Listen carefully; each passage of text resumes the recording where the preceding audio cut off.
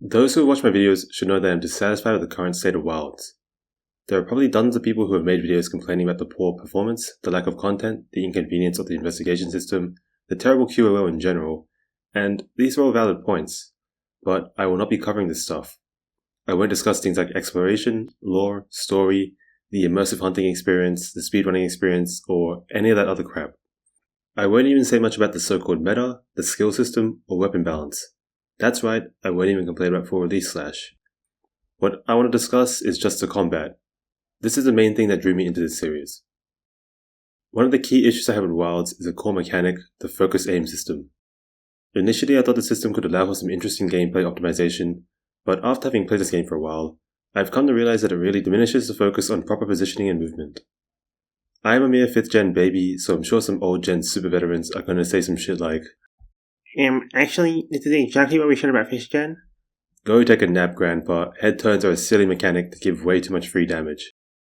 But then again, maybe the boomers have a point about the direction this series is heading in. Focus aim is massively impactful. Prior to Wilds, you would have to actively move and orient your character constantly to ensure that your weapon swings align properly with the hitboxes you are targeting on each punish or combo. This micro-positioning requires a degree of weapon knowledge, monster knowledge, and most importantly, it takes time to execute. On many monster sequences, precise movement in a certain direction and distance will give you the right spacing, orientation, and sufficient time to land stronger punishes, whilst improper orientation or spacing puts you at a disadvantage. The degree of mastery you have over a matchup can be demonstrated through the efficiency of your movement and positioning. Focus aim functionally removes the orientation aspect of positioning, and through this it also reduces the margin of error on spacing and timing. In Wilds, it does not matter where you are at facing, as long as you maintain a reasonable distance, you can aim your attacks at a monster's weak spots for free.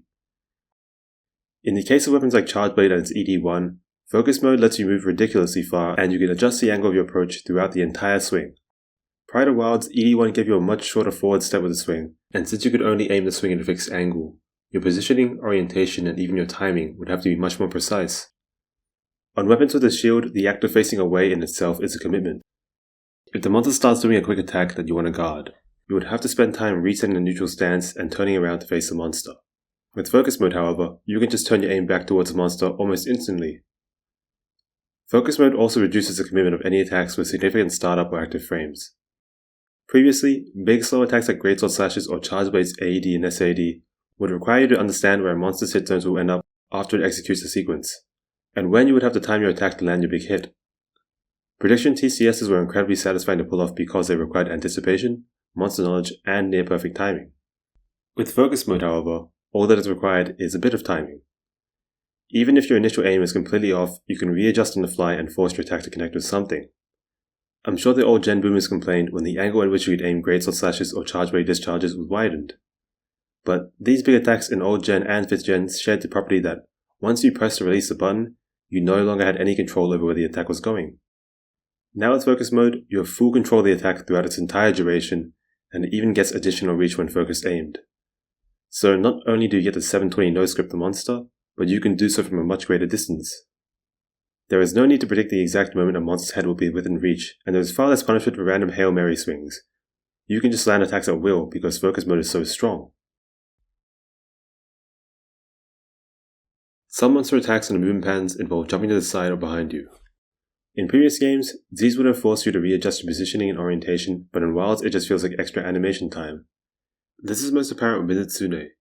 Whenever it jumps to the side, it becomes a free punish window rather than a mix-up, since you can just rev up an attack and focus aim to where it's going. I came to love Monster Hunter because of its unique emphasis on positioning, movement, orientation, and commitment, and I can't help but feel that Focus Mode is diluting these aspects. I know that every generation in game introduces its own gimmick, but as disruptive or centralizing as Hunter Arts, Clutch Claw, and Wirebugs were, they did not have this much of an impact on these core combat characteristics. You can argue that Absolute Readiness gives you a free escape, Clutch Claw staggers break the flow of combat, and Wirebug skills give you easy defensive options. But in these games, you would still have to commit to positioning, moving, and orienting yourself properly whilst interacting with the monster's moveset for the majority of a hunt. Whereas in Wilds, Focus Mode is always available and it fundamentally reduces the commitment required for each of these aspects of combat. I really feel like this lowers the skill floor, and whilst there are some interesting techniques that utilize Focus Mode, it overall has a negative impact on skill expression and the skill ceiling. Focus strikes are a new mechanic that is tied to focus mode and the wound system. I'm pretty sure that even more casual players are aware of how strong focus strikes are. I previously mentioned Claggers or Clutch Claw Staggers. These are exclusive to Iceborne, and it's when the monster goes into a unique drooling animation. This animation lasts for 4 seconds and is meant to provide an opportunity to tenderize. Clutch clawing onto the monster resets its 4-second timer. In a coordinated multiplayer hunt, you can maintain the CC for almost 8 seconds total, whilst your whole team gets to hit the monster for free. Obviously, this is a stupidly strong option, and many people have rightfully criticized this mechanic for being too strong and breaking the flow of combat, and I agree. However, I feel like focus strikes are even more egregious. Some focus strikes, such as the SNS focus strike, are relatively quick. Most of them, however, have animations that last for several seconds. Throughout the whole duration, focus strikes will interrupt a monster's regular attack sequences and lock them in place whilst outputting significant damage, and if your weapon has a resource to manage, the focus strike will help build this resource. The focus strikes also usually allow for strong follow-ups, like TCS on Greatsword or FRS on Switch Axe. When you also consider the frequency at which you could execute these focus strikes since wounds appear so often, I would argue that this makes him stronger than Clagger, and even more disruptive to the flow of combat. This isn't even factoring in the blue tempered wounds which give free topples, or the special focus strikes that lead to short topples. Focus strikes just provide so much CC and damage potential with little risk and barely any need for threshold management. Regular punishes on monster sequences, or punish combos for flinches, topples, KOs, paralysis, or even claggers, also vary depending on the window presented and the resources you have available. Obviously for some weapons you just want to do your biggest DPS combo for each window, but on weapons with resource management mechanics you will have to vary your approach and decide whether to build resources or expend them, and consider how your actions may affect future thresholds and punishes. Focus strikes do not have the same degree of decision making required. Some weapons like Gunlance have relatively weak focus strikes, so they can ignore the mechanic entirely. Chargeblade has some decision making involved into whether or not to execute the focus strike for the power axe refresh and CC, or whether to keep attacking with regular axe combos for more DPS. However, on weapons like Greatsword and Switch Axe, it's basically a no-brainer, and you almost always want to be executing your focus strike as soon as a wound appears. If you watch any speedrunner or skilled player, many monsters can just be locked down with a loop of focus strike into TCS or FRS and repeat. There is no need for combo selection, there is no real opportunity cost. You get good damage, a long CC, and can follow up with your strongest attack. And with how frequently wounds appear, you can just loop this a dozen times over the course of a hunt, whilst any teammates you get will get all these free damage windows as well. Many of the more casual friends I have commented on how easy multiplayer feels in this game, and I believe focus strikes are one of the primary factors. Obviously, Wilds has a lot of external CC with environmental hazards, flash pods being strong, and RT and paralysis weapons being meta, but when you also have someone constantly spamming focus strikes, you can get insane CC chains for free, and many monsters rarely get to fight back. Wounds are an interesting idea, but the way they've been implemented feeds into the Wilds' easy narrative, due to the impact on CC potential. I already discussed how strong focus strikes are, but even if focus strikes didn't exist, wounds would still be pretty ridiculous. One of the biggest issues with wounds is that they operate in a separate threshold to part flinches and part breaks. The reason why this is an issue is that breaking wounds also causes monsters to flinch. Basically, instead of having one flinch system now, we have two. In Monster Hunter, CC leads to increased DPS, which leads to increased CC. When you have two flinch thresholds instead of one, each of these thresholds feeds into the other. I'm sure you've noticed in your hunts when your big attack flinches a monster, creating a wound, and then you put the wound with an attack or focus strike, flinching the monster again, which then in turn lets you land another big attack. Even without external CC or topples, some monsters can be almost locked down whilst they're still standing up, just by looping regular flinches and wound flinches. Most egregious of all are tempered wounds. Tempered monsters are supposed to be stronger monsters that can pose some level of challenge. However, when you give a monster somewhere between 3 to 7,000 extra HP, but also give it several blue spots that give free topples, it doesn't really become any more difficult. It might even become easier. Having access to 3 or 4 extra topples per hunt is ridiculous. If you consider that most weapons can easily output over 1,000 damage per combo, the extra HP these monsters get really doesn't balance out the extra topples the player gets. On the topic of CC chains, wounds, and thresholds, threshold management in Wilds feels really dumbed down. Threshold management is an advanced skill that mainly high-level players will be engaging with, but as one of these players, I'm dissatisfied by how thresholds work in this game. This may just be esoteric speedrunner crap, so you can skip this section if you're not interested, but any speedrunners who watch this video can tell me if they agree or if I'm just dumb. In any game, experienced players are able to predict or calculate flinch thresholds, and understand just how many hits or combos they could land before expecting a flinch. This is important not just for the flinches, but also for any topples a monster may have. Different monsters have different topple mechanics. Many monsters will topple from certain part breaks or after taking enough damage in the aura states, but having 2 or 3 flinches to a certain hit zone could also result in the topple for many monsters. It became an advanced skill to understand and predict these topple thresholds, which ties in closely with proper combo selection and CC chaining. You would not want to commit a huge punish and have it whiff because you trip a threshold. You would also not want to reach a CC threshold whilst the monster is currently CC'd. Wild still has topples from part breaks and aura states, but has removed many of the flinch threshold based topples and instead implemented wound based topples. Wound creation has a separate threshold from flinches and part breaks, which you can argue increases the mental stack required to manage thresholds. However, in practice, seeing a big red orb appear to tell you when you're about to get a free topple is a lot easier than trying to track intangible damage thresholds. You don't even need to hit this big red orb with a regular combo to try and pop it. You can just focus strike it. Another part of threshold management is trying not to overlap CCs. If you KO a monster immediately after a paralysis, or if you break the monster's leg while it's already toppled, you lose a lot of value. However, these are the obvious thresholds that you mess up. With the old flinch system, you could often overshoot thresholds whilst the monster is already CC'd without knowing. Whenever you see a headlock run, the runner is ensuring they choose the combo carefully, to keep the next flinch or topple threshold from popping before the monster stands back up again. If they overshoot the threshold, then the monster just stands back up and the next flinch will be out of reach and the lock breaks. In Wilds, however, with more wound-based topples instead of flinch-based topples, if you overshoot the threshold and pop a wound before the monster stands back up, it just refreshes the topple for you. There is no longer a need to manage the threshold carefully, there is little punishment for overshooting it, you can just keep spamming your max DPS combo on a helpless monster. Obviously, as I mentioned before, this isn't really a system the average player interacts with much, but I'm sure many speedrunners feel like this dilutes the depth of the game's advanced mechanics and lowers the creativity and problem-solving skills required to make an optimal script. Outside of wound-based thresholds, Rathalos' classic head flinch dunk has been removed. His head can't even break anymore. To dunk him, you just need to do enough damage while he's airborne, and I'm pretty sure they made a separate threshold just for this dunk. And it's incredibly obvious when the dunk is imminent because he'll go into a unique air flinch animation. These seem like intentional efforts to make it easier to understand how to topple the monster. I understand why Capcom has done this, I don't know what the average player thinks of these changes, but I dislike them because they remove some of the skill and knowledge requirements for properly managing CC, and I feel like having the big glowing free CC bubbles or the big glowing body parts for a special focus strike topple really dumb down the game. Offsets are a new Wilds mechanic that I'm sure most people think is really cool. I think they're really cool too. They let you be aggressive with your defense, and offsets can be incredibly satisfying to pull off. However, in a game that's already loaded with huge amounts of CC potential, offsets further compound this issue, and they really let you just bully monsters even harder. Of course, this only mainly applies to Greatsword and Switch Axe, since they're the most easily accessible offsets, but if you're playing in multiplayer with a good Greatsword or Switch Axe player, you'll benefit from the offsets too. In previous Monster Hunter games, you did have the ability to CC a monster during its attack by flinching, KOing, or toppling it. This would be a significant risk, however, as it required precise timing and careful threshold management.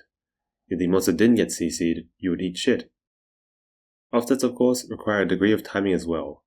This does depend on the weapon though, because Greatsword and Hammer can just charge up their offsets, but you do not really need to predict any thresholds, and the only risks you need to bear are the chances that you miss your timing and the small amount of chip damage you may take.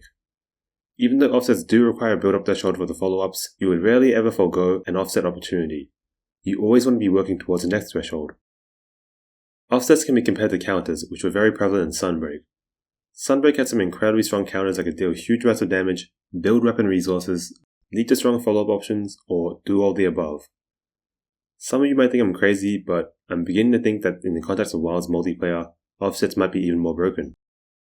Offsets in Wilds don't deal huge amounts of damage by themselves, but they do build weapon resources in the case of Switch Axe, and they can lead to very strong follow-ups. Greatsword and Switch Axe have very damaging follow-ups from offset, and can go straight into the biggest attacks right after these follow-ups. Hammer and Insect Glaive don't have a direct offset follow-up, but the offset provides them with a window to land the biggest attacks as well. However, the main reason that I think offsets are so strong, particularly in multiplayer, is that counters usually can't just straight up cancel the monster's attack sequence and put it into a CC state. Of course, Metsushou Yugeki from Sunbreak could let you KO monsters, and with enough damage from Strong Arm Stance TCS, you could somewhat reliably force flinches, but these still aren't the same level of fuck you to the monsters that offsets provide. Many of the powerful counters in Sunbreak also have the caveat that their follow-up attacks need to be aimed and timed properly against the right attacks to work. You can easily whiff random strong arm stance TCSs or even CVP SADs. Even Metsushoyu Geki with its instant hitbox can still whiff for many attacks a monster does. Offsets, however, can be thrown out against almost any physical hitbox a monster presents, and landing your follow-up attack is basically guaranteed, providing you reach the next offset threshold. Furthermore, in a multiplayer setting, only the player landing the counter gets any benefit from it, whilst if someone lands an offset, the whole team gets several seconds of free CC to beat on the monster. This compounds with the regular flinches, wounds, topples, focus strikes, and all the other readily available CC sources the game has built into it. When you're in a group of 4 proficient players with at least 1 or 2 offset weapons, very few monsters really get a fighting chance, and they'll only be able to do a few dozen or so attack sequences over a 3 to 4 minute hunt. Of course, in Iceborne and Sunbreak, a group of 4 proficient players can clear endgame hunts in a matter of minutes as well. The key difference, however, is that these endgame monsters will actually be able to execute their attack sequences, and the majority of damage outputted will be through punishes in the sequences, rather than max DPS combos on a CC'd monster. I'm not talking about speedruns here, I'm talking about casual hunts. Comparing HR game to HR game, when I did 4-player hunts on emergency apex monsters or advanced Valstrax and Base Rise, the monster spent most of the hunt on its feet. When I host open lobbies and fight 5-star Tempered Arc Build or Gore, the monster spends most of the fight getting offset, getting focus striked, or getting tempered wound toppled. Guarding in Wilds is really strong. Every weapon that can guard can also perfect guard, and whilst I really like mechanics that reward timing in action games, I don't know if this is a good design for some weapons in Monster Hunter. Another even more significant change that has been made is that more moves than ever can be cancelled into guard. In previous games, many attacks would have their end-like cancelled early with a roll or a hop, but being able to cancel end-like into guard is something new. The combination of these two changes has made it so that yet again, the emphasis on commitment has been lessened. In previous games, after executing a punish, you'll be incentivized to disengage early to provide yourself some time to reposition in preparation for a monster's next attack. For example, Greatsword would roll and sheath after a CCS, or Gunlance could hop and quick reload. Players who wanted to play aggressively and keep attacking rather than disengaging would have to rely on iframing with a hop or roll cancel, in case a monster started a quick attack, and this required precise execution in exchange for greater uptime. Allowing so many weapons to instead cancel on a guard lowers the execution requirements for maintaining aggression and skews the risk-reward and decision-making process.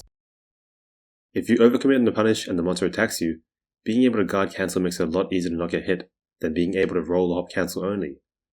You don't actually have to perfectly time a perfect guard. As long as you input the guard before getting hit, you'll block the attack. If you miss the perfect guard timing, you'll take some chip and have worse follow-ups, but it's preferable to the penalty of missed timing an iframe, which is eating a full attack.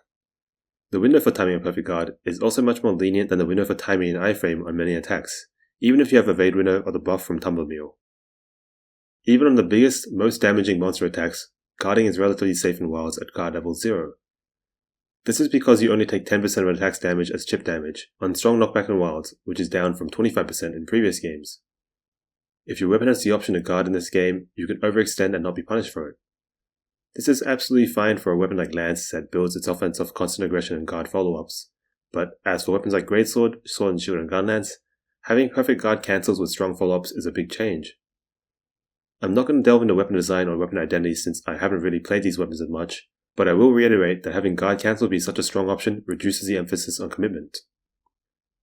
A weapon that I do play a lot though is Charge Blade, and personally I hate how Perfect Guard has impacted its identity. Guard points are functionally obsolete. Anything guard points do, Perfect Guard does better. Guard points increase guard level. Perfect guards don't care about guard level. Guard points lead into AED and SAED. Perfect guards lead into AED, SAED, and Savage Axe Slash. Sword attacks can be cancelled into guard points. Sword attacks can be cancelled into perfect guards.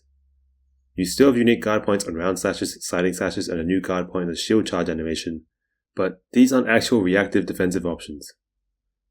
One other thing perfect guards enable are power clashes. I already mentioned why offsets are so strong. They cancel out a monster's attack sequence and send it into a CC, whilst also providing strong damage follow-ups and building weapon-specific resources. Power clashes can't be activated as often as offsets, but they are still very strong for the same reasons, and are a lot easier and safer to activate because they are built up by guarding rather than attacking. This may not be an actual combat mechanic, but it is something that definitely comes up during combat. external CC. Capcom made a conscious effort to include so many ridiculously strong CC options in the environment. Rocks, thorns, spikes, vines, furnaces, more rocks, small monsters, even hornets, and sleep and paratoads. In terms of what the player can bring along, flash pods have been buffed in this game, and so many monsters are susceptible to being flash dunked, and traps are incredibly strong too, especially since the capture HP thresholds are now at 25% instead of being in the 10s. There are so many ways to cheese a monster, and of course, you don't have to use them, but it really feels like Capcom want to make it easy as possible for a player to be successful in a hunt, even if that player doesn't actually know how to fight using their weapon. It's pretty easy to sum up why people are calling Wilds too easy. Even if we weren't dealing basically master rank damage against slightly higher than high rank HP, there is far more CC potential. Focus strikes are way too free, deal way too much damage, and CC a monster for way too long. The fact that we have both part flinches and wound flinches, tempered wound topples, offsets and power clashes, not even accounting for the sheer number of environmental hazards you can abuse, it all gives the hunter way too much control over the fight. Many hunts, particularly in multiplayer, completely devolve into spamming your strongest combo on a monster that is locked down for the majority of a fight. You can claim this to be the case in any game. Of course you want to be spamming your strongest combo, right? But, as I stated earlier, it really feels different now, since the monster spends a much greater proportion of the hunt being CC'd, and this does not require any scripting or threshold management. To full lock monsters in previous games, hunters would need to carefully plan out a strategy, calculate thresholds, and know exactly what combos are doing, but in Wilds, I can randomly host an open lobby and have the same level of beatdown. Even if Capcom introduces stronger, more wound and CC resistant monsters, the combat will still have issues due to the reduced emphasis on commitment, positioning, and movement. Greatsword can roll cancel out of its charged upswing while offset fishing, switch axe can hop cancel out of its reload, longsword gets hyper armor on its helmbreaker, any weapon with a guard can guard cancel.